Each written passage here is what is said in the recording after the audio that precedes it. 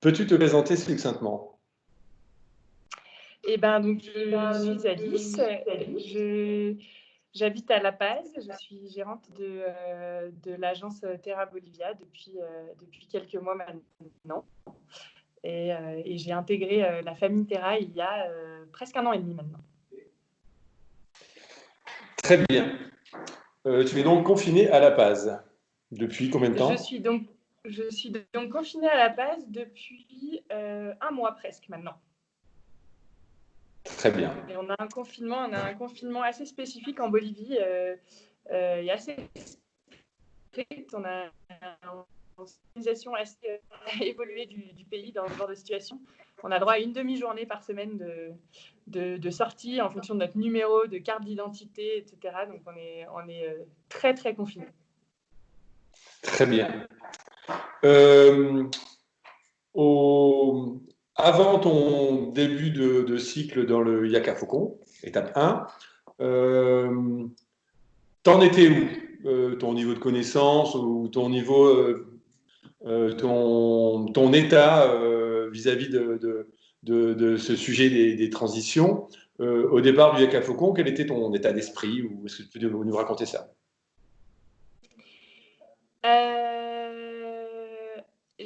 Alors, je pourrais dire que j'étais très réceptive, très ouverte au sujet, mais très peu renseignée et très peu formée. C'est-à-dire que j'avais une certaine sensibilité au sujet, j'avais une conscience du besoin de faire quelque chose, mais très peu de connaissances techniques et même une connaissance limitée des actions dans ce domaine-là. Donc j'avais des actions moi personnelles, donc très personnelles sur mon style de vie, mais qui restaient assez basiques. C'est donc c'était une sorte d'intuition, ton ressenti, tu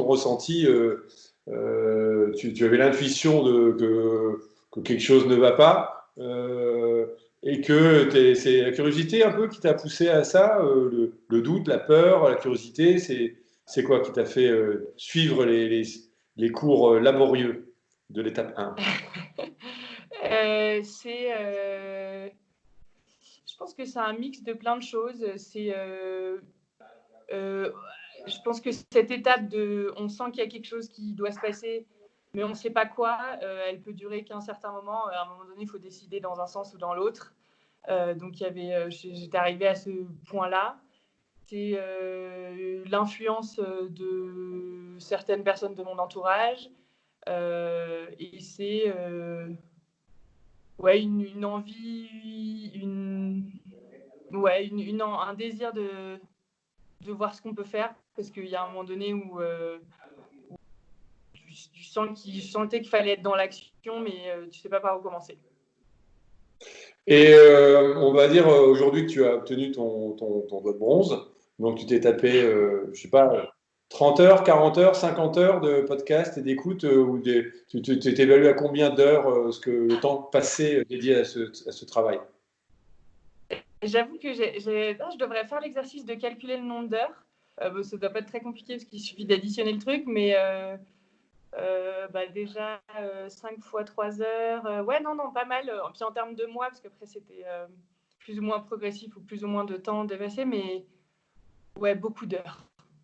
C'est plutôt le type de personne c'est plutôt le type qui a bouffé la série en un week-end ou qui l'a étalé sur plusieurs semaines et des fois tu as lâché, tu es revenu. C'est quoi ton type? Ouais, c'était plus ça. C'était au début, je m'y suis penchée, ça fait quoi depuis janvier, je crois. Je m'y suis penchée un peu. J'ai d'abord fait un peu les podcasts, puis le contenu un peu facile, entre guillemets, un peu accessible. Puis c'était un peu par vague on a toujours l'impression qu'on n'a pas le temps, donc c'était pas forcément une priorité.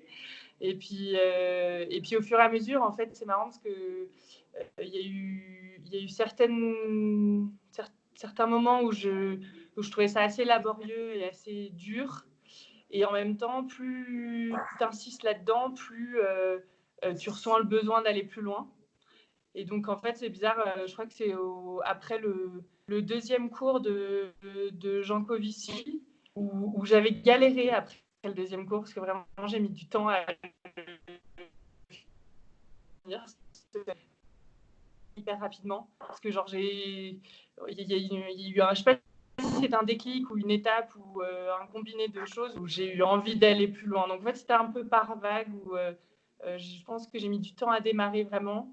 Et puis, après, il y a des situations externes qui fait qu'on a eu plus de temps. Puis, je crois que c'est le temps que ça a de processer un peu dans ma tête aussi et de ressentir le besoin vraiment d'aller et d'avancer.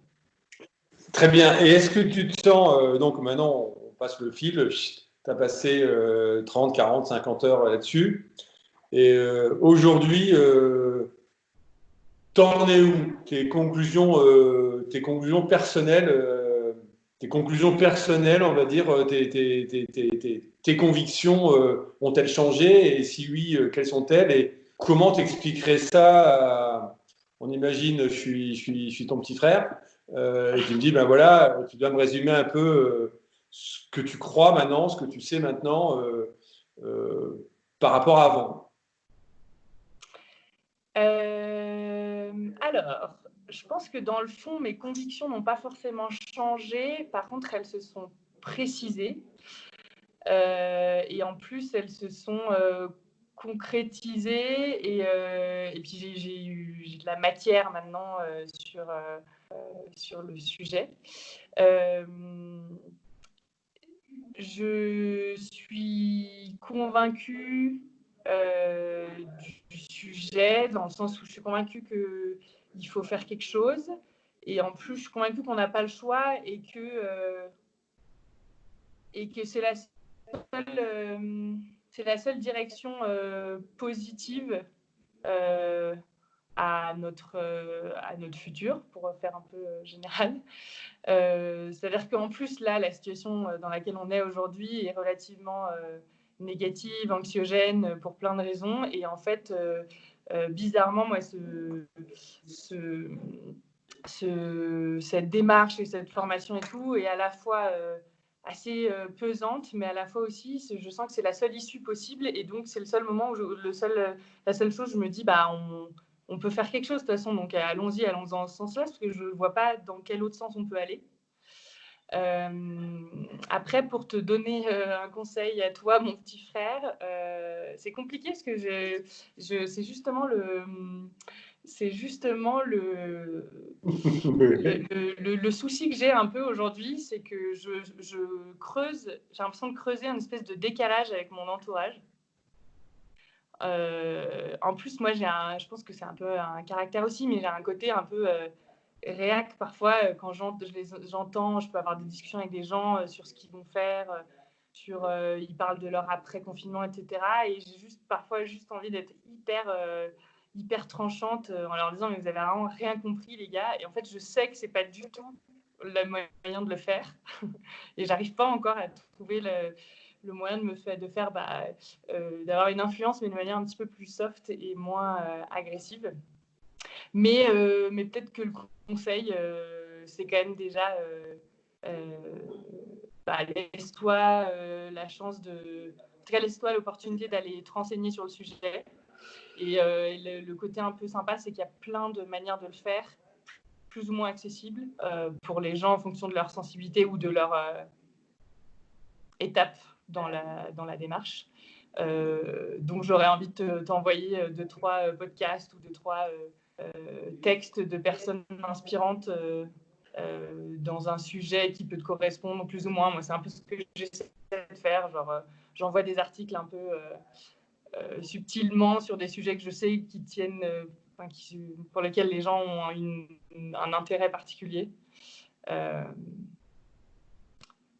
Voilà, je pense qu'il faut... Tu es passé par une étape, ou peut-être que tu es encore dedans, ou est-ce que tu as vécu l'étape où tu as l'impression que tu es monosujet, tout est relié à ça, et de toute façon, ton entourage considère que tu es monosujet, et en fait, tu te fatigues à être l'emmerdeuse de service, Puis après, tu veux surtout pas en parler parce que Ben, tu en as marre. Est-ce que tu connais cette étape-là? je crois que je suis en plein dedans. Et ça a mis en fait, ça a mis du temps à arriver parce que je crois que j'arrivais vachement à faire je sais pas, la part des choses ou parce que ça a mis du temps à arriver tout court dans mon cerveau ou dans ma vie. Là, le problème, c'est qu'en plus, on n'a pas beaucoup d'autres distractions quand même en ce moment. Et donc, du coup, là, c'est clair, c'est assez central. En plus, je vis avec des gens qui sont concernés par le sujet aussi, donc on en parle beaucoup. Et c'est vrai que je le sens, que je peux commencer à être assez pesante et un petit peu chiante. Mais je m'en suis aperçue il y a quelques jours et je me suis dit ça va être compliqué quand même de garder. En fait, on n'a pas trop d'autres sujets de distraction et en plus de garder un peu ton entourage qui a envie de t'appeler tout court, parce que si je deviens hyper chiante, ça va vite être compliqué.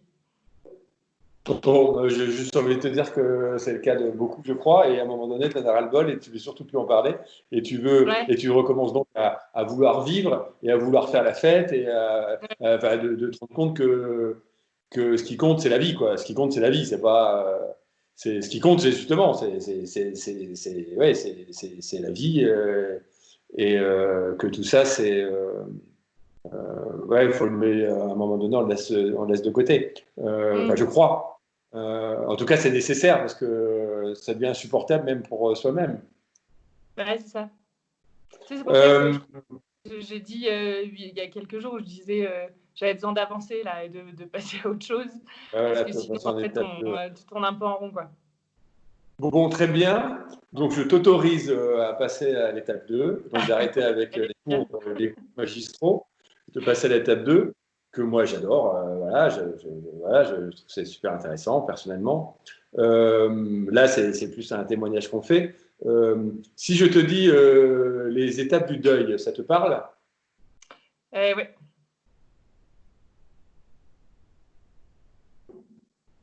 Ça me parle. Ouais. Donc, tu as connu la partie déni, colère, négociation, marchandage, tristesse, acceptation peut-être, quête de sens, reconstruction, ou tu as l'impression que tu t'es bloqué à un moment sur une des étapes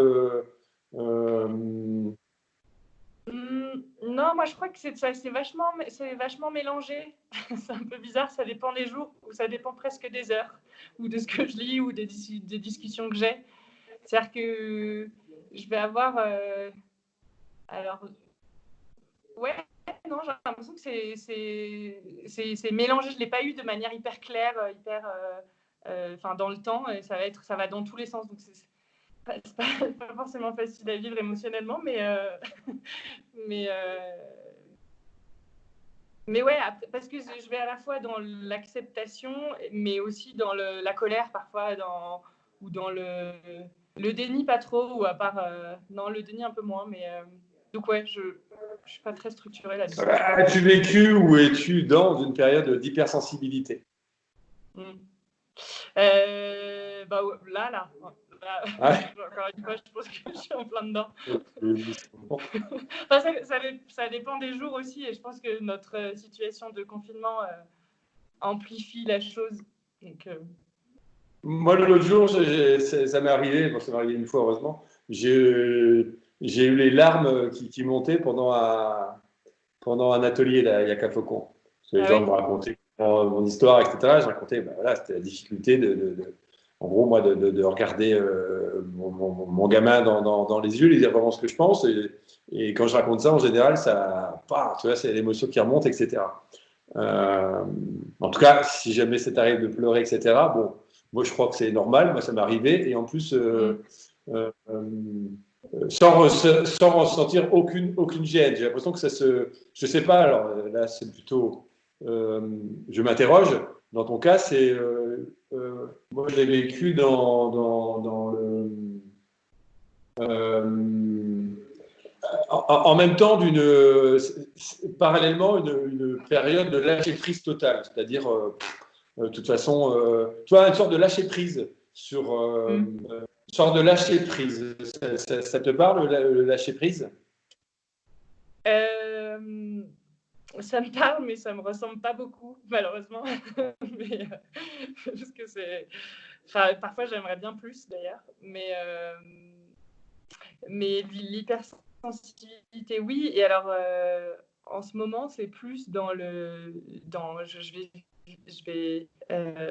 ça va être moins genre crise de larmes, mais plus, comme je disais un peu tout à l'heure, plus réactionnaire. Genre, je vais pouvoir m'énerver ou m'impatienter sur des trucs ou me révolter hyper rapidement sur des trucs ou après que tu prends du recul et tu dis non, mais ça n'en vaut pas la peine et en plus, ça n'a absolument pas de sens. Mais je serais beaucoup assez nerveuse. Ça me rend un peu nerveuse. Et as-tu répondu à la question à qui la faute? As-tu cherché des coupables ou non? Non, non, ça, j'avoue, je me suis pas trop posé cette question. Je sais pas, j'ai envie de dire tout le monde, personne, j'en sais rien. Dans tous les cas, de toute façon, ça change rien, il faut faire quelque chose. Je sais pas, je crois que je suis un peu là-dedans. Très bien. Quelques questions encore. Donc, je n'arrive pas à te mettre dans une catégorie dans les différentes étapes, je ne sais pas trop. Hein. C'est un mélange, marchandage, scolaire, je ne sais pas trop. Et on verra ça dans quelques semaines.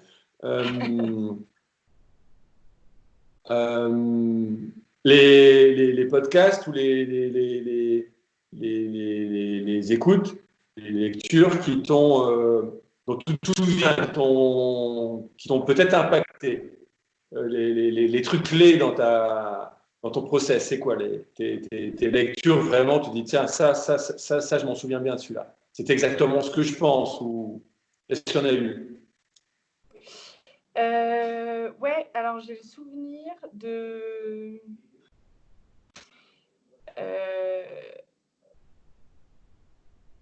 Alors moi j'avais bien aimé, j'avais un podcast, je me souviens plus du nom du podcast par contre, de Keller, qui m'avait...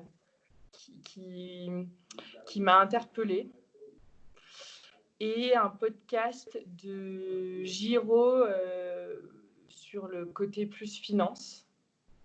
Et en fait, enfin, moi, ce qui m'a fait vraiment avancer, c'est le côté intégral du truc, en fait, où au début, tu commences par être assez spécifique sur le sujet, le sujet du climat, etc. Mais après, en fait, tu vois la largeur de la chose, genre, quel est l'impact financier, quel est l'impact personnel, etc. Et donc ça, moi, c'est vraiment un truc qui m'a fait, je pense, réagir vachement, en fait, de réaliser le spectre. Et je crois que c'était celui-là de Keller sur le côté, sur le storytelling, sur la manière d'aborder la chose. Et en vrai, c'est encore une vraie question ce que je disais un peu tout à l'heure, mais une vraie question que je me pose, et d'un point de vue perso, et d'un point de vue professionnel, etc., de comment aller dans cette... Enfin, quelle est la meilleure communication, quelle est la meilleure façon d'en parler, etc. Parce que alors, les podcasts en montrent plein de façons différentes, mais je pense qu'il faut se l'approprier et je pense qu'il faut aussi l'adapter à notre milieu ou à notre job, quoi. Donc je suis vachement en questionnement là-dessus et je crois que c'est ce qui me travaille pas mal. J'ai l'impression que finalement tu as choisi la position du colibri, c'est-à-dire qu'à titre perso et professionnel, tu te dis bon, moi je fais ma part et il n'y a pas d'autre moyen, il n'y a pas d'autre solution, donc en fait ça commence par moi et c'est comme ça qu'il faut faire et que ça semble être ton positionnement aujourd'hui. Est-ce que tu souscris à ça ou non? Ouais, complètement, en fait. Mais je sais pas, je serais curieuse de rencontrer des gens qui en arrivent pas là à un moment donné, mais ça me paraît assez naturel, en fait. Mais oui, c'est ça, en fait, c'est c'est tellement des sujets qui te remettent en question, puis après qui te font dire, enfin moi, parce que j'ai peut-être tendance à être comme ça, à te dire, bon, bah ok, je fais quoi?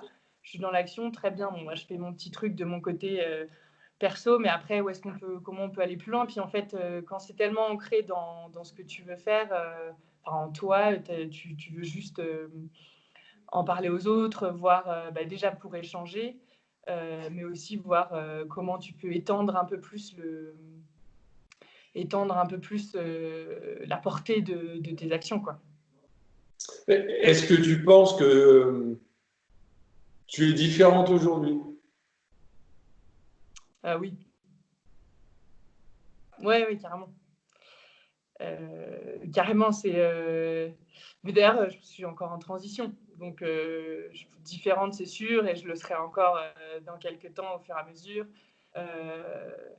Donc là, c'est un peu c'est une période de transition personnelle, de savoir comment je définis petit à petit le rôle que je vais avoir et que je veux avoir, et puis j'ai tendance à appeler ça le système de support, enfin l'environnement et les gens qui vont m'entourer là-dedans. Et c'est ça qui est hyper intéressant, et je me suis tu commences à créer des liens avec des gens, des liens différents, même si c'est les mêmes personnes avec qui tu étais avant, mais tu partages des choses différentes. Moi, je réalise qu'il y a plein de gens ici, localement, à la base, avec qui je crée ou je recrée des liens hyper forts grâce à ça, et je trouve que ça te redéfinit aussi en tant que personne. Super, enfin, super.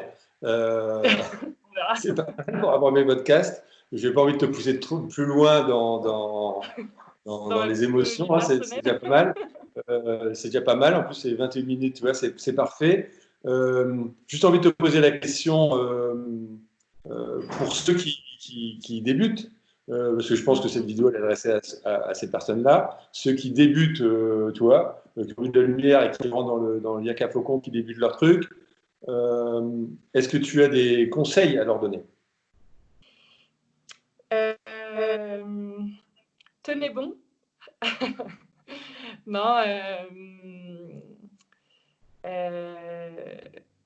je pense qu'il faut accepter que chacun a son rythme, que chacun a sa manière de gérer la chose, et que c'est assez prenant, et donc c'est OK si on le vit plus ou moins facilement. S'il y a des fois on n'a plus envie et qu'on laisse tomber pendant quelques mois, c'est suffisamment prenant personnellement, et tellement des grosses remises en question sur la manière dont on a toujours fonctionné, que voilà, c'est OK d'aller à son rythme, et de prendre son temps. Après, tenez bon, c'était pas une blague.